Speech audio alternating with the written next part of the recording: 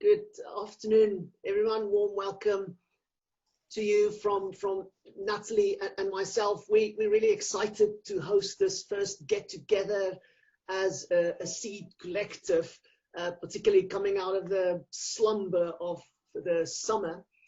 Most notably because this session is not so much about crisis as we've gotten used to over the last couple of months, but we're going to meet around what we really do about teaching and learning as a community together, helping one another.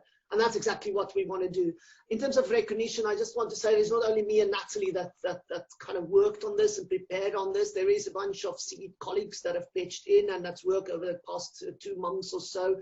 And I just want to give recognition to them. But more than that, to be inclusive, we will end today with an appeal for more of you to make a small contribution and strengthen what we have so it can remain a growing body of knowledge and help to draw on everybody's strength and experience as we go on. With that, we recognize that we are, the people with the one eye in the land of the blind, as it were. So we've got a little bit of experience and a lot of excitement and interest in getting this going. And that's where we are at this point in time as the background for today. But first of all, you've decided to join us, and we want to know why. We want to just have a little moment here to think about expectations. And for that, over to Natalie to do a quick poll. If you want to just participate in that, that'll be awesome. Hi, everybody. So the poll's up. You can go in and vote. Just choose one question, select from one option below, which most describes your reason for attending today's workshop. So most describes, there might be other reasons. Giving you about 10 more seconds to do that, and then we will look at what you want, and we'll share the polling. So, okay, I think we've got, we've still got quite a few to give an option. And it's the one that most describes you. Might not be absolutely, but most. All right, I think we'll end there. So we're going to end the polling, and then we're going to share the poll and have a look there. Lorna, could you perhaps share the poll, because that's not coming through on my sharing? It's actually shared at the moment, yeah. Okay, great. So it's on your screen. So if we look there, we'll see that 44% want to walk away with practical tools and techniques, which is great because our focus is largely on practical tools and techniques. And it also, there's 31% who are saying they're total beginners in terms of online learning communities. We've given you a little bit of theory, but very little, so that if you want to read more about the theory of online communities, you can go and read that. And if you want to affirm what you're doing, it's great. But really, it's a lot about practical tools and techniques. So I'm going to switch over to some slides and share my screen. And that's okay. So excellent. Sorry, it's the wrong question. So there's our outline. We're going to look at what is community, why we want to build it, how we can build it, and we want to focus on the principles for making it. So, and then we're going to end with some very practical guidance sheets that you're going to share. So what is an online community? The most important thing is that it's characterized by interaction. This is a really important thing. So it's about sharing, it's about collaborating, and just an interesting background on the word collaborate comes from the origin of co-labor. So it means jointly finding answers. So it's about jointly finding answers, jointly working together, so that people can have purposeful discourse, get personal meaning, and get understanding. So that's the real definition, but the key focus is interaction, sharing, and collaboration. When we learn, we need to have a common purpose and identity. So who are we? Are we SEED? Are we GDI? Are we the humanities? Are we Manchester? We need to try and work out what identity do we want to promote, because that engages a sense of belonging. And that's really important. When you feel that you belong, it's useful then you start to get engaged. And if we look at even just the words University of Manchester, many students have huge pride in saying, I belong to the University of Manchester. So when we want to get a learning community, it's often important to look at those things as well. So Jaco, over to you about why it's so important to build this learning community. This is what it is, but why is it important? Thanks, Natalie. Yes, that's probably one of the most important things for us is to answer this question about why. As I'm going to head into that for a moment, I'm just pasting in the chat for you a link to the guidance document that's been developed. And if you find some time in between, you're welcome to just go and access that link. But for now, a couple of thoughts about the why are we wanting to build learning communities. And the key point here is that learning is social by its very nature. For those of us who've read a little bit in this area, you'll know Garrison is an often visited resource on this.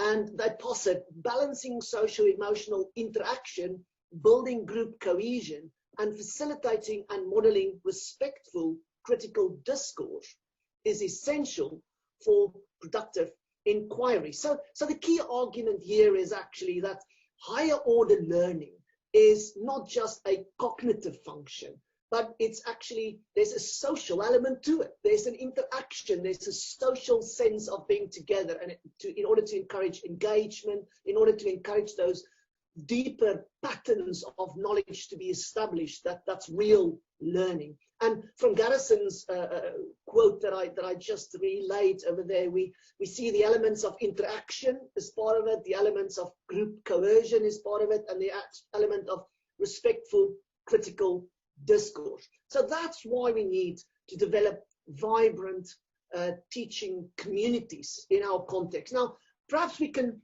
look at that from the lecturer perspective, and we can say from our perspective, the real value of this is actually that this higher order learning can take place, and we want higher order learning to take place.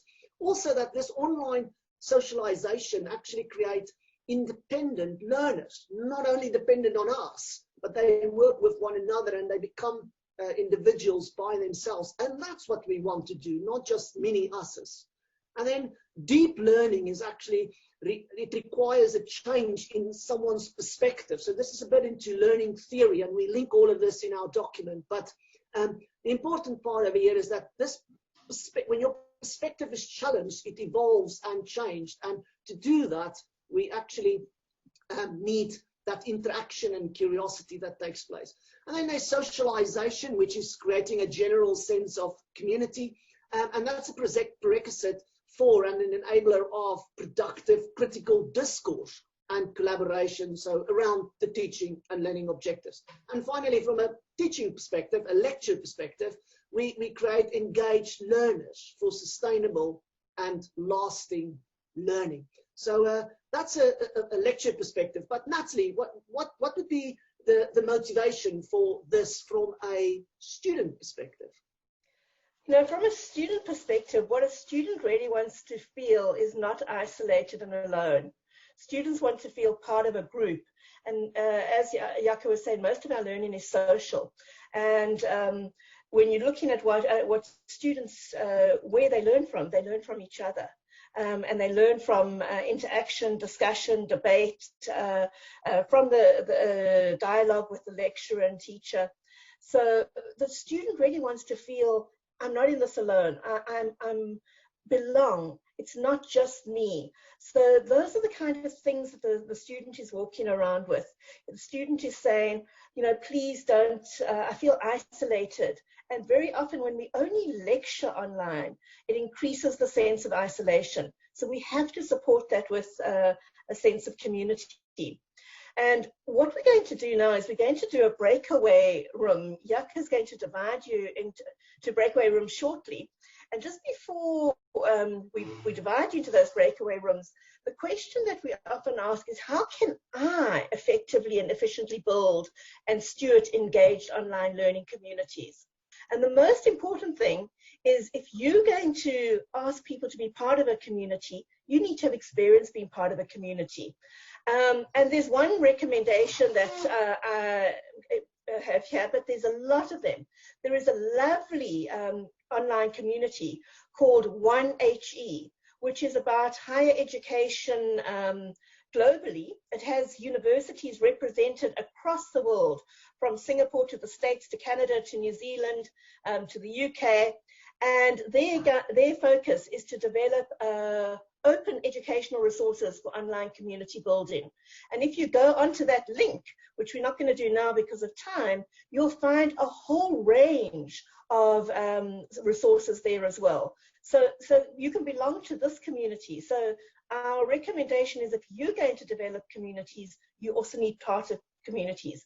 And we will have a community ourselves where Jaco will talk about meeting once a month as a community of people. So here's the questions. And you can take a photograph of these questions. You can scan them so that you can write them down. So because we're going to get you to focus on different questions.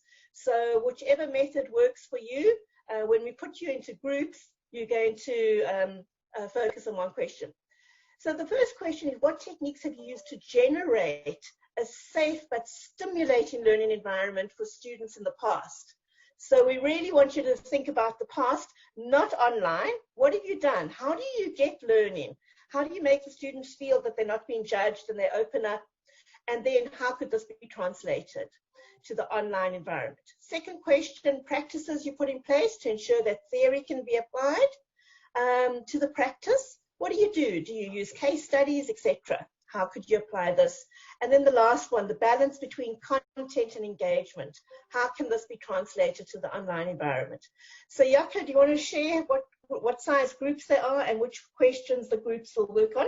When you move into your groups, please look at which number. As you go into the group, it'll say you are in group number 1. You are in group number 3. You're in breakaway room number 4. Just look at that so you know which question you need to focus on. Yeah, thanks, Natalie. We've been grappling a little bit in the background here, but I think groups have all been done and dusted. So, colleagues, we've created 12 breakaway groups. So you'll have 4 to 5 colleagues in a small group. And what we want to ask you now is to, let me just quickly help you out here. 1 to 4 would be in question 1. Question 2 would be 5, 6, 7, 8. And question 3 if you're in group 9, 10, 11, and 12. So if you follow the link that I've placed in the chat now, you'll get to the questions, so they won't be lost. And I'll quickly update the group. So the first question, group 1 to 4, and so on. I'm going to open all the rooms now and quickly update the document. And then we'll see you in about 10 minutes. Have fun. So I hope you found that very, very valuable. Due to time constraints, we're going to go straight back to the slide presentation. But often what you could do at this point, if you were in groups of 4 or 5, we could have actually combined some groups, and you could have had groups of 10, or you could have said, okay, let's combine 3 groups and had groups of 15 and said, okay, what were your common things? Or had somebody from group 1, 2, and 3 together. So we're throwing from each question. So there's a lot that you can do with breakaway rooms. And often a way of working is taking 4, 8, 16. So you just keep increasing the size of people interacting. But because today we're going to go straight onto the presentation. So what those questions were doing is they were looking at the 3 presences from Garrison. And the first question was relating to the social presence. And it was, what techniques have you used to generate a safe and stimulating learning environment for students in the past? And what can be done in the online environment? Now, a lot of the things that you're doing there are about setting the kind it. And when you normally go to your first lecture, you set the climate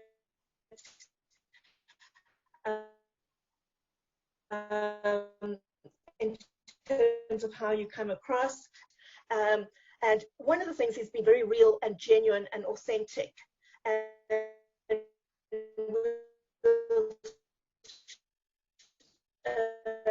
later on, Jaco will give us a demonstration. Second question. Thanks, Natalie. I'm aware, colleagues, that there's some sound issues over there. Hopefully, that'll be improved now. So just a reminder then that what we want to do is just draw on a little bit of your experience within the chat room, the breakaway rooms, to point to how these different presences play out in our teaching, particularly how it shifts maybe when we go online. So the second one there deals with the cognitive presence, and this one focuses on critical thinking and reflection to support critical discourse. So if you want to use the reaction button to put up a thumbs up, if you were discussing that second question, can you just give us a thumbs up, and then we can take it further. Thumbs up, everybody that did is participate in the second question. I can see some. That's awesome. Thank you. Right, so you guys grappled a little bit with this element. Now, from a community perspective, one can quite readily identify the importance of three things, if I can draw out those ones. The first one is to exchange information. Ways to exchange information can enable this kind of cognitive presence. And general guidance in this instance would include asking these kind of open-ended questions for innovative contributions. And I think here you can perhaps consider tools like the more interactive ones like WeChat for that rapid on-a-roll kind of interaction, and then other tools that's a bit more determined and asynchronous would be something like a discussion board to be able to do these reflections. Secondly, there's ways to connect ideas is a cognitive presence. So we want to help our students to do that, and we need some present social interaction for that. And this could take the form, for example, of a conceptual framework for your course.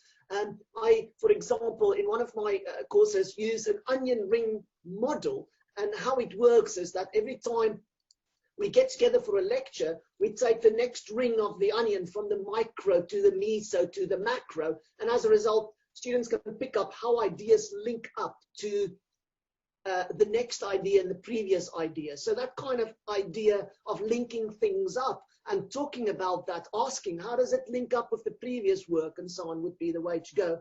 And then a third general point is the focus on the application of ideas. In other words, what's been learning in the class is to invite a little bit of pre-thinking to say, how does this apply in real life? Can you think of a real life experience where this would have helped or applicable to that? And those are elements of the cognitive presence to exchange information, connect ideas, and apply ideas, particularly into practice. But Natalie, there's a third element there, which is the teaching presence. What can you help us with over there?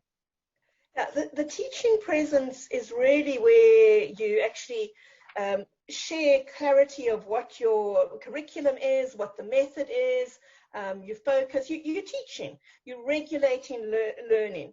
So if you see there, all three of these are contributing to the whole educational experience. So when you teach, you actually say, okay, these are objectives, these are the learning outcomes that we want, the normal things that we do in teaching. And sometimes people forget to share that component online, and we do it more instinctively in the classroom. So in a community, you might jointly co-create things like what is it that we want to get out of this module? What are the unit outcomes? What would make sense for you? How would you get meaning from this program? So we'd use a lot of questions there, but it's really about meaning making and regulating the learning. So whenever you design a online learning program, think of your content, but then think of the climate, think of how will I get discourse and discussion, and then think, how will I actually regulate the learning? And if you put these three there when you design, you'll find that your design naturally starts to become an online community. Okay, Jaco, over to you of some practical approaches to getting the engagement.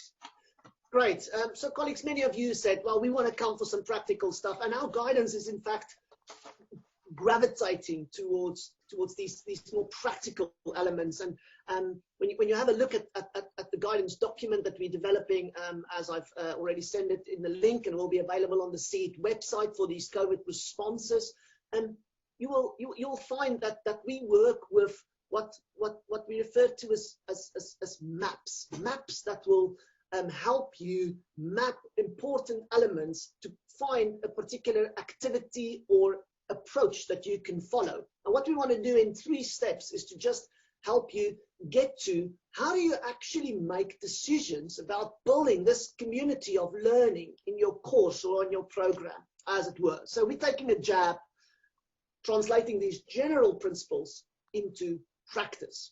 And for that, the first thing to consider, as we can see on the slide at the moment, is to consider what's the purpose of building this community. So what we're advising here is not to be led by the technology. So what can Zoom do for us? Or what can discussion boards or blogs or wikis or whatever do for us? No.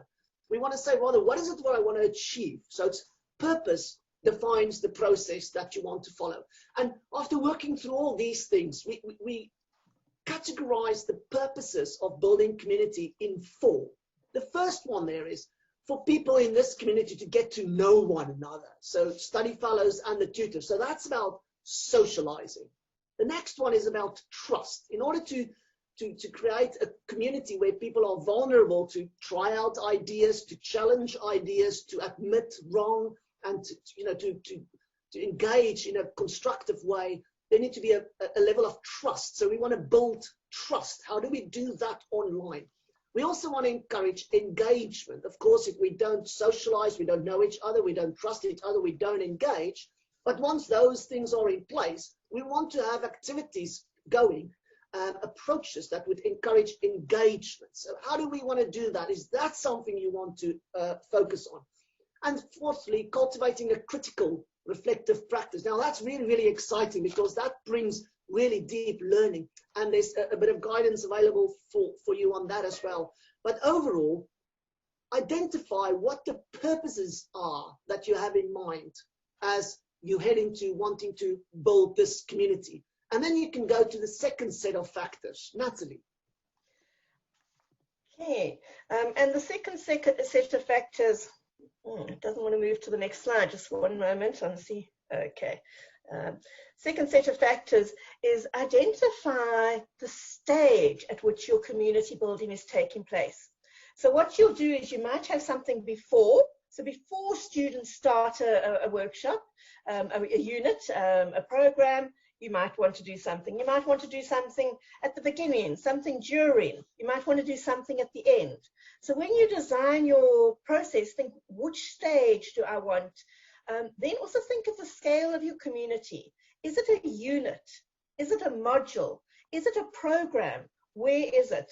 And then finally, the time frame. How much time do you have to do this? Are you going to do this every week? Are you going to do it just for 5 minutes? So those again are factors that you can use. And if you keep these 2 slides, step 1 and step 2, with Garrison's, it will help you design your community. We're now going to move to some practical examples and guidance maps that we've identified. And Jaco will take you through the first guidance map.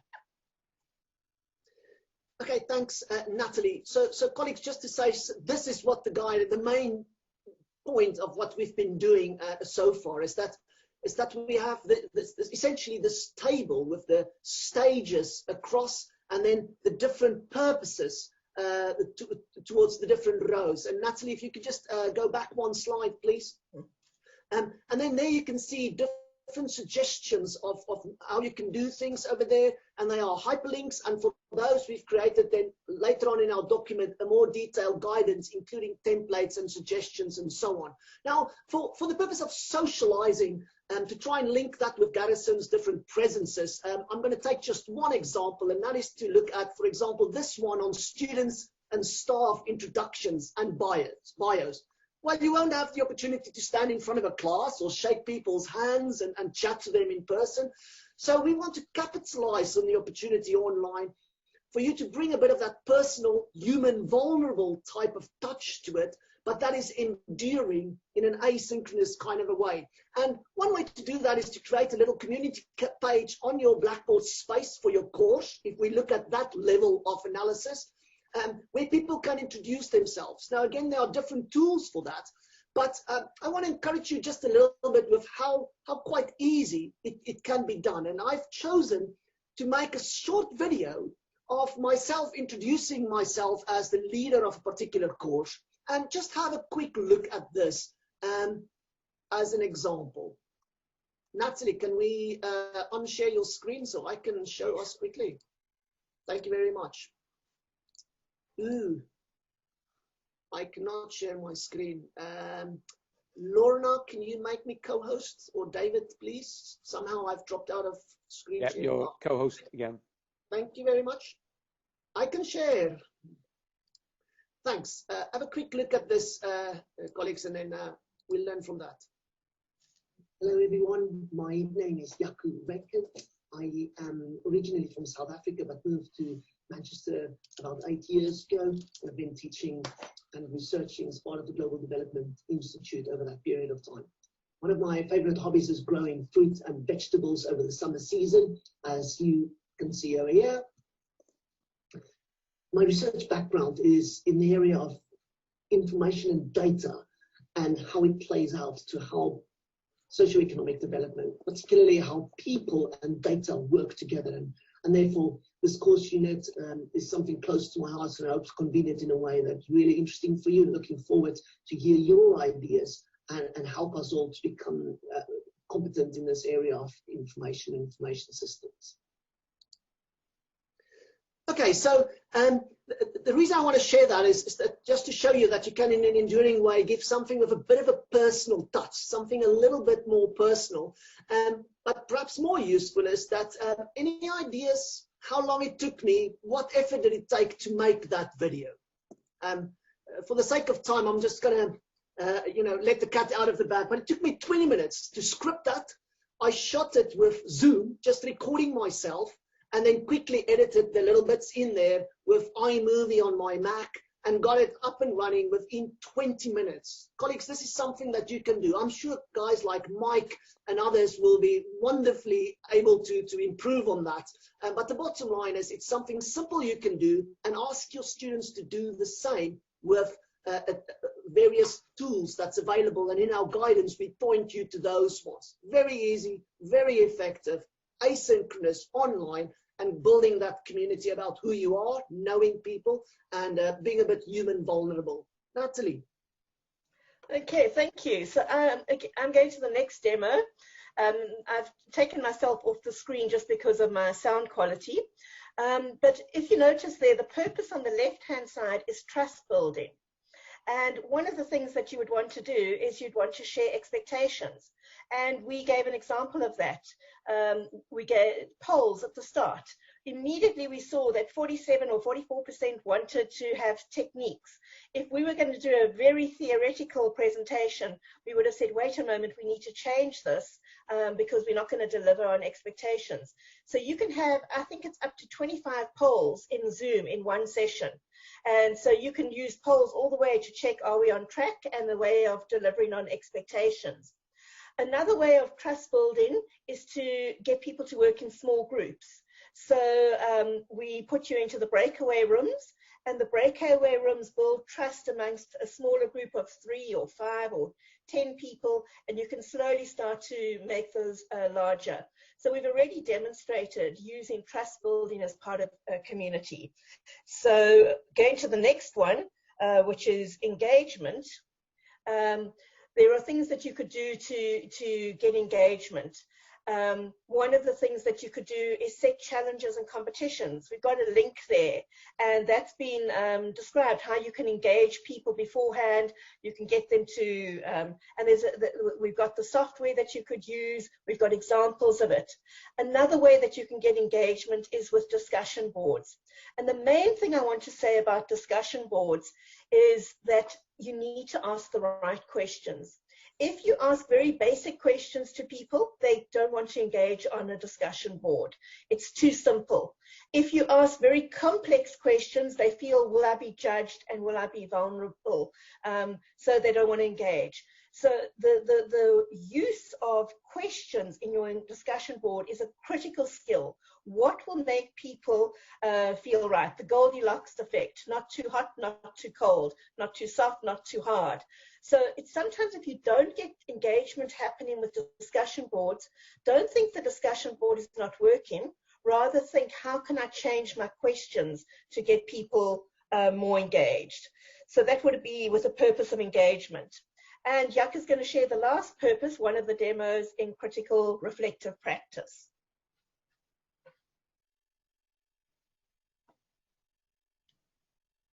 Jaco? Thank you. Thank you. Yes. So colleagues, this last one on critical reflective practice, I think it's particularly exciting because it's actually a bit of a teaching pedagogy for us to embrace. And I know some of you are particularly good at this. But we came up with guidance on two aspects, two tools. The one would be blogs and the other one journals, where the first, the blogs are particularly more geared for reflections where students can engage with one another on their reflections, and journals, which is an opportunity to be more lecturer and student engagement that sits there. But importantly, our guidance is trying to help you get this right. And as Natalie mentioned with discussion boards earlier, the key over here is to ask the right kind of questions. Now, most of you that have gone through HNAP in recent years would have encountered critical reflection theories such as Sean and Kolb and Gibbs and these guys and so on. And yes, for our theory-oriented colleagues, those links are available again. But what we've tried to do is provide you with a set of very practical questions that you can ask, those right questions that can actually help the students respond reflectively and get them going on that in our guidance. So you can go there, pick on those that would work best for you, and then go to the more detailed guidance on the two tools we suggest for this, journals and blogs. Decide what's best for you, and it'd be great for you to include that. But as a more general principle, to look at those questions when you ask questions and want to engage students, to ask those kind of questions. Those are how and why type of questions. Colleagues, we can probably go on, and there's quite a bit more of the guidance available, but I think at this point in time, let's just pause and go for some questions and responses. And I can already see that the chat line is zooming. Okay, let's encourage everyone to ask questions. Jaco, already I know a little bit more about you than I knew at the start, which is that you grow vegetables, and I think that's generated more questions than anything else. So expect a working group on vegetables to start next. But I think you've already shared some really useful information. We're all learning together in this community, and going first and sharing the information is really useful. Just to pick up on a few questions about students uploading videos as well. So the question was asked, can students upload it, from Claire? And the advice is that yes, students can upload the videos to the portal. The advice is that you should embed them in Blackboard, but Gary's provided some additional advice about Dropbox and setting up a private YouTube channel.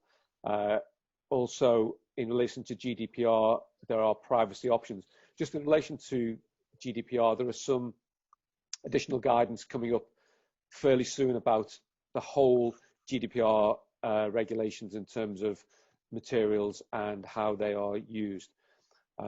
If you do want to ask a question, and you can put your hand up, I'll try and spot it, or you can put up your digital blue hand and I'll try and spot that. But there are some questions. Jaco, or observations if you want to respond to those. Let me just have a go at some of the ones I can see so far while colleagues are busy getting on with it. So yes, thank you very much to Claire. We'll already have my go-to answer about how do you do this video for students that won't spam Blackboard and violate too many of those GDPR type of issues. And VoiceThread is one of the tools that we have on Blackboard, and there's quite substantial guidance. It's been chosen as one of the tools that we have quite a bit of guidance available on the humanities e-learning website, and we link to those guidance. And VoiceThread is typically the kind of thing that you can use to allow students to bring up a little video. In our guidance, there's actually a set of questions that you can ask as the assignment for students to say, there's 4 questions, say something about this in a 30-second video about yourself. And there are many other wonderful ideas like, this is my bottle, it's got 4 different ingredients, how big is each ingredient for you? You know, to share little things about themselves that would make them a bit vulnerable. And yeah, the tool is VoiceThread. I see many colleagues point here to Padlet. Personally, I don't have experience with that. Natalie, are you experienced with Padlet to say how this can play into introducing one another? No, I haven't used Padlet, but I've heard lots of good things about it. But I think somebody's raised the point there that it's, you know, not part of the university's tools at the moment. I think it was raised there. So perhaps moving on to the next question because of time. The university has invested in Microsoft Teams. How does it compare to using Zoom? I think there's advantages and disadvantages to both.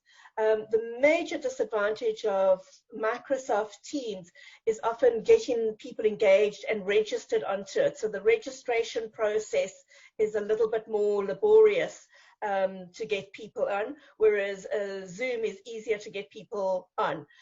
What we find, what people say is that IT prefers Microsoft Teams, users prefer Zoom, but both have advantages. And it's sometimes to say how much of this information needs more control and more, those Zoom are working very much at building up their confidentiality and safety and security. It's the access, as somebody, the B says, not sure Microsoft Teams is available to students. It's the access to Teams that is sometimes harder, and it's not as flexible. Those are some thoughts about it. Next question, Jaco, have you got another one that you want to answer? Or David, have you picked up something? Thanks. I just spot that there's quite a bit of talking here about the video part and about introducing yourself. And one of the balancing acts here is to be, you know, too personal and vulnerable about yourself, and the other one is to be vulnerable enough to encourage others to open up. So I think the balance is to say, you know, I have a baby daughter, but you don't have to say, I'm not sleeping at night and she drives me crazy. The balance is to say, you know, I'm growing vegetables and stuff like that, but not, can you come over tomorrow night so we can make a nice veg curry or something like that, you know. So I think there is a balance to be struck. It takes a little step of vulnerability. I think it's all worth it. I think it's a win for us if you can just be a little, even the smallest thing. What's the latest book that you've read? Something that, you know, just give them a view into your life beyond the professor in the ivory tower, and that would be great. I see Gary is helping us a lot, and Gary, of course, I just want to acknowledge that there's fantastic resources that MIE colleagues put together on all sorts of things moving online. I've already acknowledged Heather Cocaine and Neely Palacios's online socialization, but that was great to talk about the socialization. I hope we could take that a bit further to how do you turn socialization into effective learning. Yeah, just to add, Jaco, in terms of the introductions, if you also go to that link that we gave, the one HE Global, they have a whole lot of introduction activities. And just one that comes to mind that they have there is they take you know, you get ingredients on a food when you buy a food product. It says so much salt, so much sodium, so much. And what they do is they ask people to do this in advance. So, you know, as another way, not using a video, where you say, I'm, 100% a mother, I'm a wife, 50, this is my ingredient of wife, mother, daughter, lecturer, writer, researcher, and you create a profile of yourself. Now, there are advantages to doing these things in advance because it allows people to feel more comfortable with what they want to share. So Jaco could have put his video up in advance for the students, given them a week to think about it and post their videos. Whereas if you ask people to introduce themselves in the Zoom or Teams session, you're placing people on the spot. So that is also a reason to do it. And then the time zones, if students are at different time zones, it allows people to actually engage in a virtual community, not necessarily in real time. So the videos can be there for people to look at any time that suits them. So that's one of the things that is useful. It doesn't preclude still having some form of introduction, but just having introductions in different ways. Okay, I'm going to draw it to a close now. I think that's been incredibly useful. When we started to set up these webinars, this was one of the priorities for me, because communities exist naturally in so many ways, but I think we're going to have to work hard at building these communities because we're not in our usual positions and places in all circumstances. So I think this is something really valuable. Jaco and his team and Natalie are building in the guidance that will be available soon for you to use. We've also got lots of expertise across the school, so please keep sharing this information. We've also got e-learning who can provide additional guidance and support, so take advantage of that. You should never feel alone in SEED in terms of teaching and learning. There should be lots of people who can provide support and guidance for you, so just ask and we'll connect you to the right person. So can I just finish off by thanking Lorna, who's been in the background organising events, Natalie and Jaco for the working group coordination. Our next seminar is on Thursday, when we've got Gareth Clay at 1 o'clock discussing fieldwork, and then 2 o'clock we've got Liz Birchnell and Alex Barata looking at academic advising, wellbeing and widening participation, again, very critical. So thanks everyone for turning up, and again, thanks to our presenters for their work today and the working group. So brilliant, thank you. David, can I give a last word of goodbye? So colleagues, just thinking about into the future. So just 4 things actually. So the main thing is that we'd like to continue this conversation by inviting you to a once a month lunchtime round back learning chat session. The first Thursday of every month, 12 to 1, and we'll send round invites if you want to come along, with 4 things that would be helpful over there. The first is that we'll find people that's been very successful at doing some of these things to give us a quick demo. Secondly is to share experiences between one another, whether it's grappling or not, to ask some questions of, how can I do this? Why is my discussion board so quiet? Well, to help one another. And finally, that's not on the slide, but it's just an invitation to help us grow the guidance. So if you're really good at VoiceThread or as one of the tools that's not in our guidance at the moment, would you please let me know, and we can just work together to quickly put together a bit of guidance to add, because everybody will benefit through that. So it's an invitation for that last or first Thursday every month, and then for help to continue to grow our collective experience and knowledge on this. Thank you very much, and happy community building.